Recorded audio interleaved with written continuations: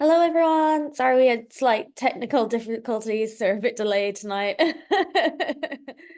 How are you all? You're all on mute, by the way, so Yeah, yeah, no problem. All doing real well. I am here anyways. yeah, lovely to see you, Diana. Yeah, I missed last week. Yeah. Literally in many senses of the word. I can tell you Oh, we missed you too. that. Yeah, But and even I in was coming into today's meeting, I'm thinking, yeah. oh, next week's our last I week. know, yeah. It's mad, isn't it? I was just looking at when we started earlier on the 10th of April, and I was like, wow, that's almost 2 months now. So Yeah, it's gonna be, yeah. yeah, it's gone so quickly and it's been so enjoyable. So thank you Uh, all for sharing this with us and sharing all your thoughts on the book and also your own journeys and everything you've been going through. So thank you. yeah. Well, thanks for hosting it.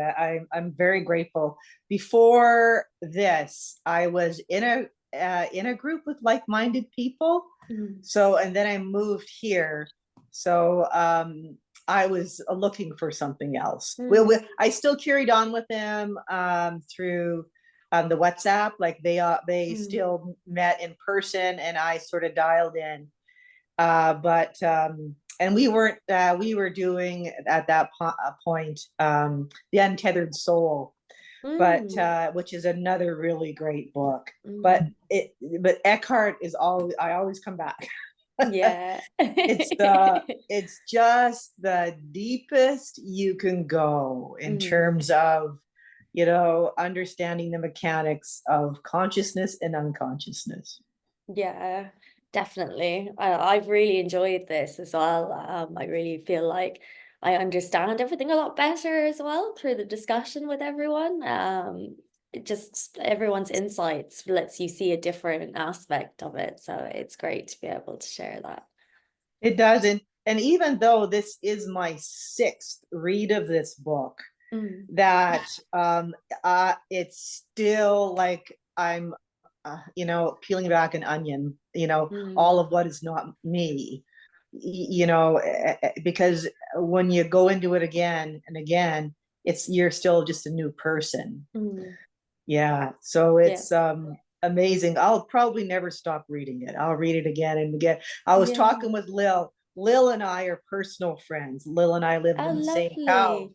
Yeah. Oh, that's Before, so nice. yeah, she was part of that group that Yeah. we met locally. And so we were talking and I can't even remember what the heck I was going to say now. Oh, yeah, that's what I was going to say. Even though I read this book, like this is my sixth time, I have these little, I have things highlighted. And after I've highlighted so much, I've started to square things off. And then after Yeah. squaring things off, I started just 3-star things. But then wait, there's 4 stars and 5 stars on here. So, so now on my sixth read, I am now circling words. So I got to get it to stand out each time I read it. It's so funny. Yeah. I love that though. It's just Yeah. showing all your different journeys through it, which is Yeah. great. Yeah, it absolutely is. It's just showing just my path, really. It's Mm, fabulous. that's Well, that's it. We fantastic. all bring our experiences that have happened between one read and the next of Mm, anything. You always get something new out of it because you're different. Yeah, I mean, we're different with every experience, right? So, yeah. although, Yeah. has anybody, I was really taken with this. This is my first read Mm, of this book. So, this has been like my favorite chapter so far. It was like mm, tying a bow, is what it yeah. felt like. It was like, I was just sucking it up. I actually read it twice. And I was like, oh my God, Yeah. this is so good. And but it also, I talked to my therapist yesterday, and I'm like, okay, so the more I'm evolving with this, the less patience I have for people who aren't aware. And it's like in this moment right now where I'm like, well, you people are just living in your drama and you're Yeah. creating all this mess, and I don't have time for you. I have no patience for that because you aren't, you just, I'm witnessing people who are just stuck in their story, in their drama, and all that. And I've always had tons of patience for that. This week we lost the first person of our four couples who've known each other forever. We've all been married forever, and the Oh, first one died of lung cancer on Friday oh, night. so sorry to So hear that. thank you. But it's really interesting because when you come from that spiritual place, you know, we're all one. It's just a Mm, transmutation of your energy. He's not really gone. We have everything that mm, we've always had, but there's some anger issue. Yeah, I'm just feeling the feels of everything coming up. mm. But then talk to my therapist and like, but I am so over people who refuse to awaken. I love So, that. so like, I wonder if anybody else is feeling that reading this book. Have you ever felt that? Anybody that Oh, you know, the yes. more evolved you become, the less tolerance you have for people who refuse. Mhm. You Yeah. know, and Eckhart speaks to that on page 273. The very last paragraph, he says, your friends either go through this inner transformation with you or they drift out of your life.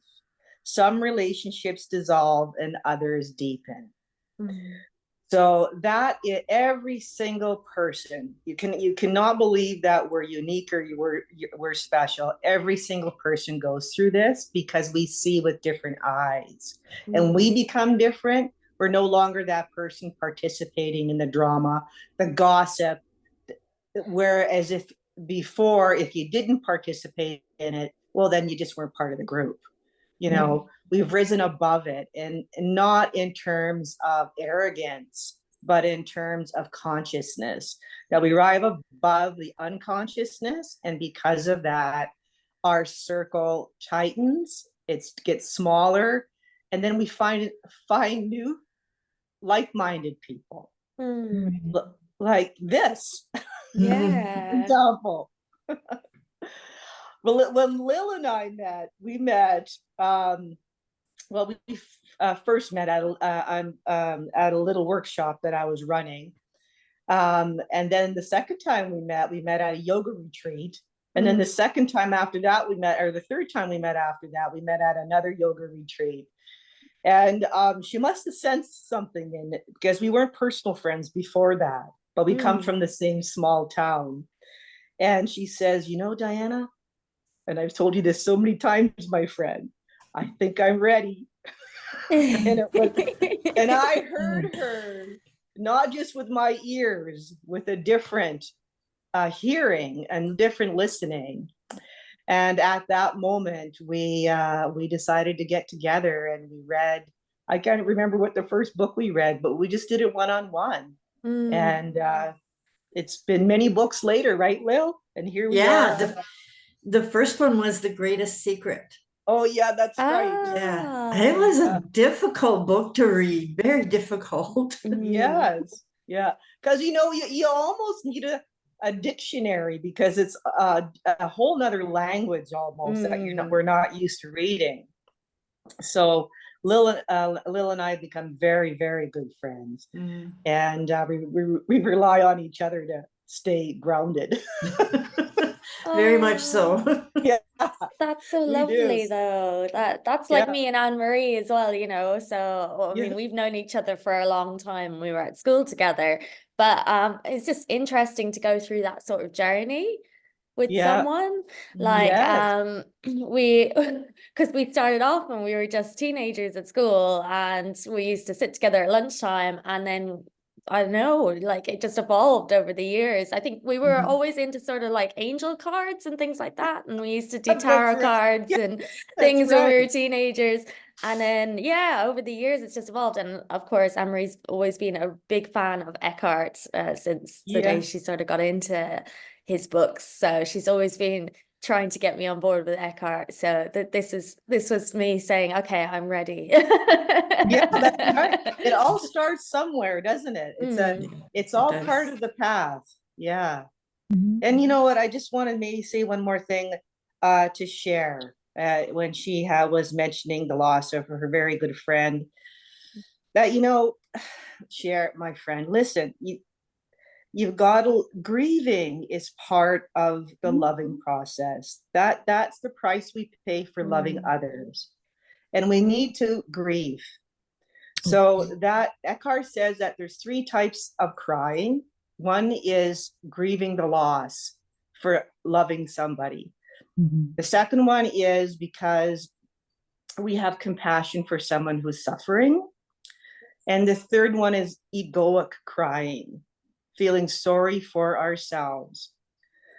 So, don't disregard your grief. It is there and you need to embrace it because you loved him or her. You loved your friend. Yeah. And it's not, so when he talks about, the suffering that comes around losing somebody, he talks about the mind-made suffering, the what if,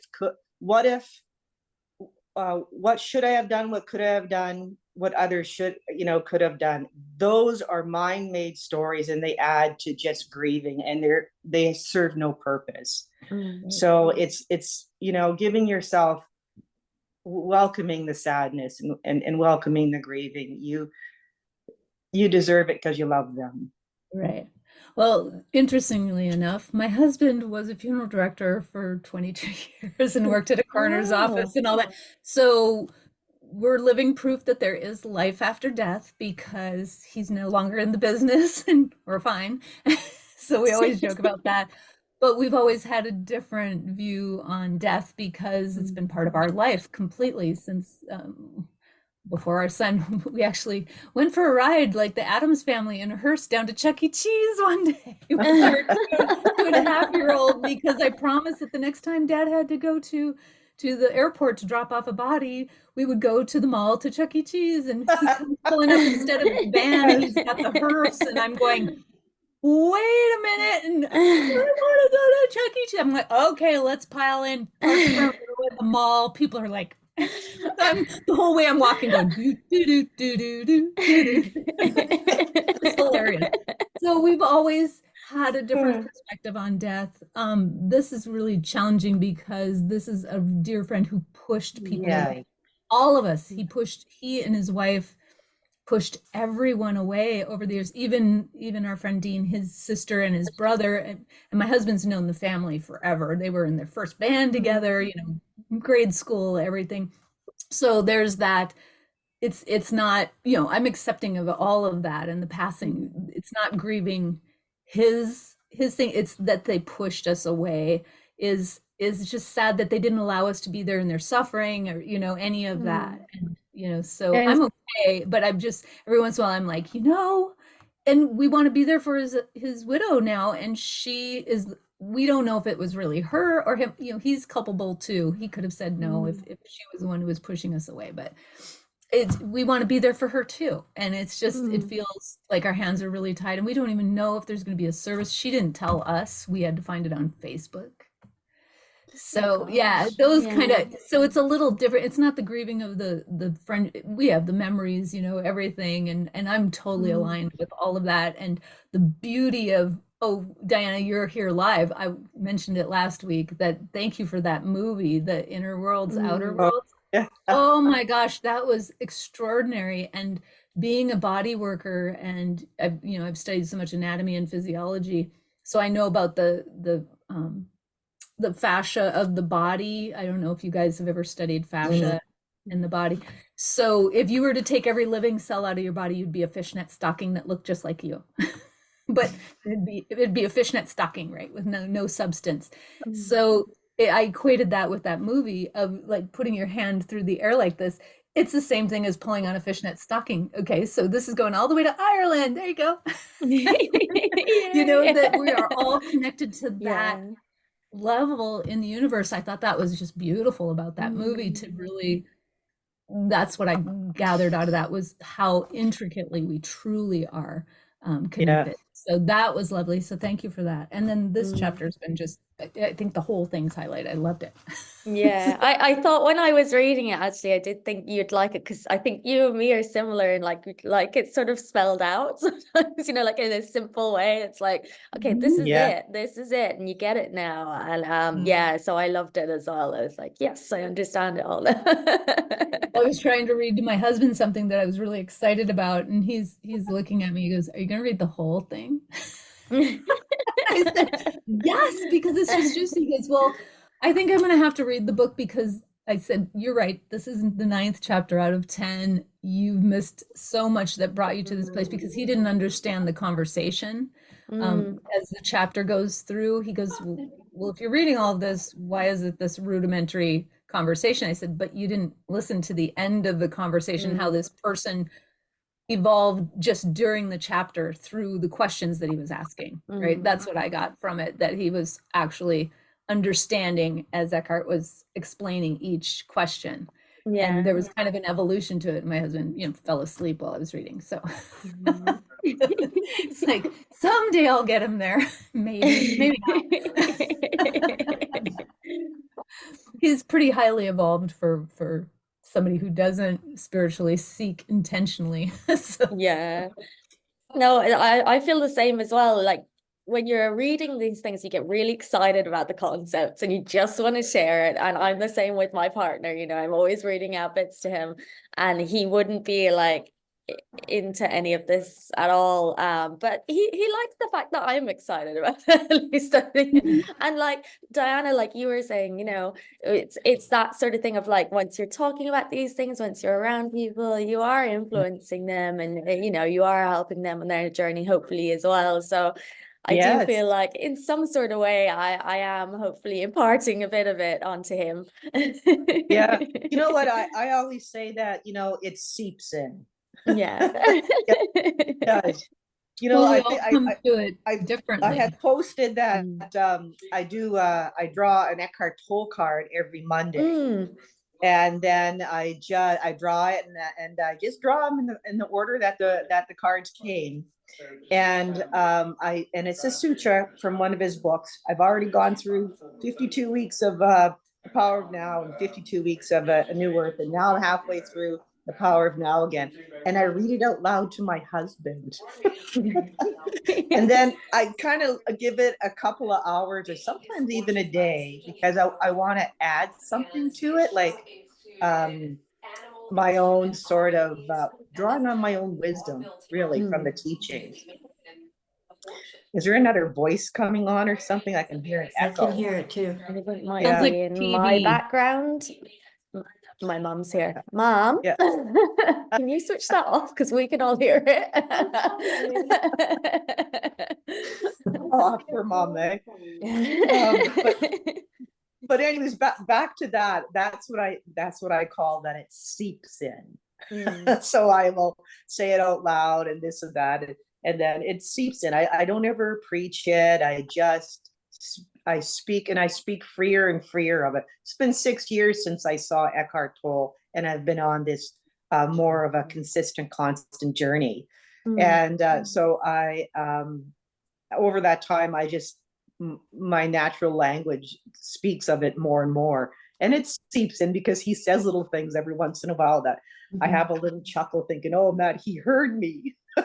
Yeah, he's listening. I hear it in my children talking to their children. So my grands are getting, and my kids have always called it mom's spiritual crap in quotes. When I start talking about stuff like this, they're like, we know. Like, get it in your 30s, not in your 50s like me. Come on, I mean, I've been on this journey for forever.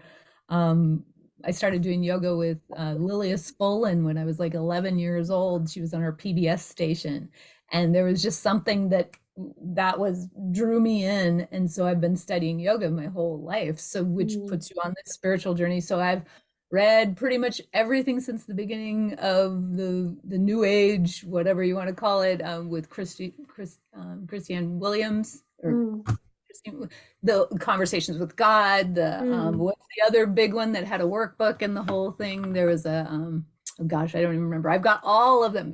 I've been through the whole plethora of it, and then the Yoga Sutras, finding, really getting deep into my yoga practice, on every limb, not just the physical limb, has changed everything in my life. But so I've just always been here. This has been really enlightening, and all of your comments have been so helpful and like delved a little bit deeper all the time. Anne-Marie, you said something the very first session, and it was like so profound, and now I'm not remembering it right at this very moment, but it kind of set the tone for the whole book for me. It was just beautiful. So it was like a new way it was something that I was like, oh, I know what it was. So you guys were talking about the 50 to 30 to 50% of people that were aware of what was going on in their head. And then you switched it around, flip-flopped it. Well, that means 50 to 70% aren't aware. And it was like, oh, That's right. it would, that really struck me. And so it's been so helpful to, you gave me hope. I guess this is what it really happened, because it isn't just, a few of us, here's a half dozen of us sitting here talking together. It's really more global than that. And to have that type of hope to reframe it that way was really good, because everything that's going on in the United States is just stupid right now. So especially this last week, everything's now heightened again, and it's just ridiculous. So I don't pay attention to the negative, and I don't feel guilty now either. And this is really nice. I think that's come along with this. Is I've been on a news fast for a long time. I just, if somebody needs to tell me something, it's going to happen. It's big enough. We didn't have television for like the first 4 years when my kids were little, and then the last 4 years when they were teenagers. I just said no TV. And we didn't have cable TV or anything, and this was pre That's great. everything. We read chapter books around the wood stove, and did all that kind of stuff. So we didn't miss the Twin Towers adventure. Somebody called us. Somebody will tell you if something big enough is going on. And I've never seen the footage because I don't want that imagery in my head. So I've tried to do those kind of things. But this has been delightful. This has just been such a good. So sorry, don't want to take over. I was just gonna say as well, like with the new stuff, I've noticed in myself actually a shift while we've been doing this, in that I am able to step back from it a bit more and step back from what's happening on a global scale. I'm still aware and I still keep up with it, but even then I don't feel, I guess, as attached to it and attached to the outcomes. And I think that's something that's really helped my mental health, and just being in the present and being where I am, and taking each step as it comes, as this chapter says as well. I've definitely noticed a change in that in myself. So thank you all as well. Did anyone take a note of the simple thing that made them happy this week? Oh yeah. Did I post? I posted on the page. I didn't see a post. I was able to get out and plant some stuff in my garden. I went to a nursery and everything, but the most joyful part was having dirt under my fingernails. Oh, that's so lovely. So I posted a couple pictures of my dirty hands. I'll have to have a look. Well, because it's multi-layered, it means that I had the energy to go do this in the first place and be around other people, which has been really challenging for 5 years now, and to also have the energy to get in my garden and dig in the dirt, so my energy level has been so much higher since this new treatment. And so those simple things are representative of so many layers of stuff. So that's what I took joy in, was just having really dirty, nasty fingernails.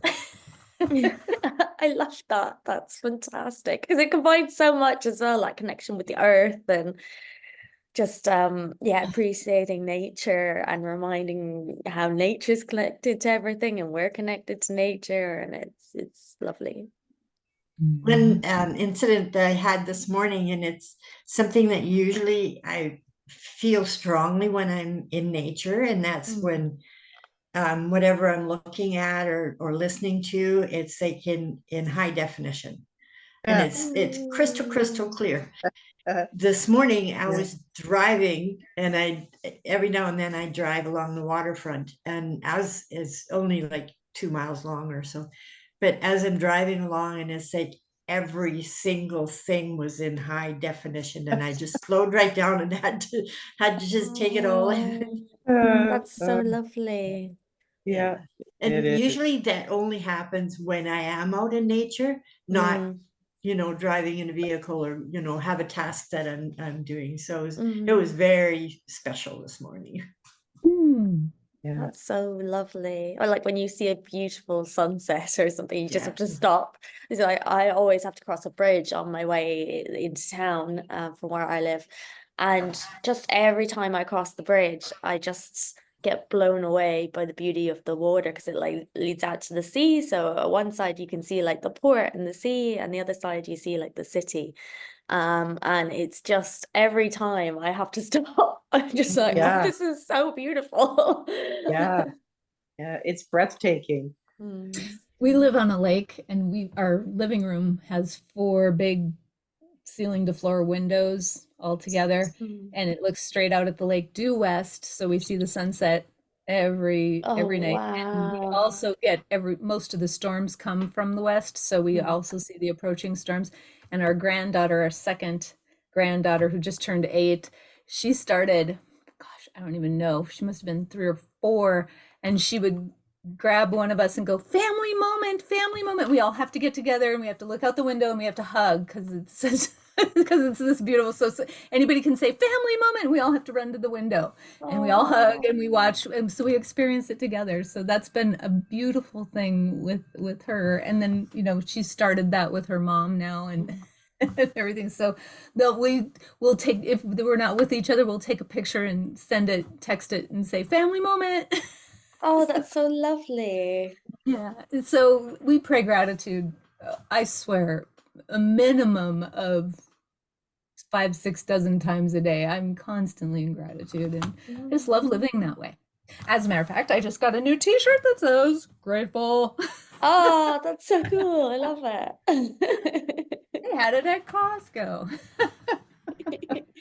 Well, you can find small joys anywhere. Well, I thought, isn't that beautiful that in Yeah. something that's such a big corporate kind of thing, even if, like you said, Diana, if it seeps in, even if people don't realize, they're looking, how many people walked by that display of whatever and went, oh, this is a really beautiful t-shirt, but didn't get it, but they still read the word grateful. So somehow it gets in their consciousness. So I do believe, Anne-Marie, that 50 to 70% it's going to be, we're going to be at a full 50 before we know it. So, of the enlightened, people being more aware. And then once we hit that tipping point, then it'll just go really fast. But in the meantime, it's this crazy world, and just not getting, I guess I was getting overwhelmed and feeling soul sick. Honestly, I was calling it soul sickness because I feel everything very deeply. And so I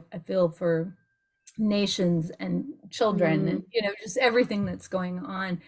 And to where that my therapist was mainly for the MS stuff, but I'm able to, she's wonderful, and she's really giving me a lot of tools to work with all of that. And she said, you don't have to do that to yourself. You really can just shut it off and shut it out, because I felt like I was neglecting it, not being That conscious of what was guilt. going Yeah. on, and I don't want to be aware, but when it hurts you, you don't need it, and Yeah. you can't change it anyway, except for what you can do personally and one-on-one, and like what we're doing, sharing, that get back to that, where there are two or more of you are gathered, kind of thing. So it feels really good to be part of this group, especially right now. So thank you. Oh, thank you. Well, And one of the things that Eckhart talks about is being a frequency holder. And it's a very important role that each of one of us has. And what it does is that it brings the light of consciousness into the very spot where you are on earth. And that itself is just as important as the advocate that will kind of go into that doesn't matter what you're advocating for.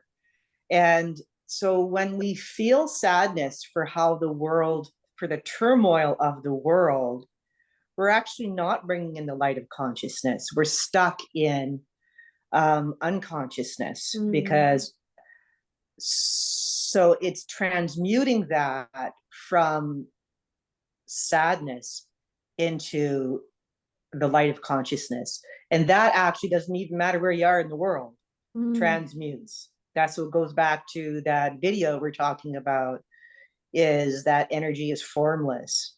And that's what Eckhart talks about, is consciousness is energy, and it's formless, and it travels everywhere. So it's holding on to the light of consciousness at those times when we view news tragically or whatever, and that's what helps the world. I think for me, like I know in university I studied like international development, and like I always wanted to work for NGOs, and like I had this idea like, oh, I really want to like help people who, whatever, kind of an idealistic view. And I think like these teachings, Eckhart, Krishnamurti, Byron Katie, these teachings kind of helped me with that, because that was my challenge, right? Like it was similar to what you guys are saying, like the news, and like what am I supposed to do? Like I really want to like help people. And then it goes back to that thing of like you are the world, right? So Yes. if you're conscious, you bring consciousness to the world, Yes. and that's the biggest thing you can do. Like that's the most powerful, and Yes. that's huge for me. I should I will repost on this site a post I did a couple of months ago about frequency holders. And I just went on the internet because I always see things visually as well as this little spot of light. When my light is shining inside, I'm just like this little spot of light. Yeah. So I just went in and I Googled like a satellite image of lights. So and it was all of Asia, and the most populated continent in the world. And for me, it was so significant. So I said the Eckhart Tolle kind of sutra, and I posted that because these are all the little frequency holders down there. These are all individual people that, despite of the tragedy of the world, which we cannot stop ourselves, but we can still bring the light in, and with that, in numbers and even ourselves, we can just help to raise the level of consciousness. Yeah, Yeah. I love that imagery. I think it's really powerful. Yeah, it is very powerful. And I will repost it here when I'm done here. I'll look for it. Thank you. We've got like a minute left, so maybe if we jump back on, and then we might share some of the quotes from the chapter. Okay, I'll see you in a minute. Okay. Well, in 30 seconds.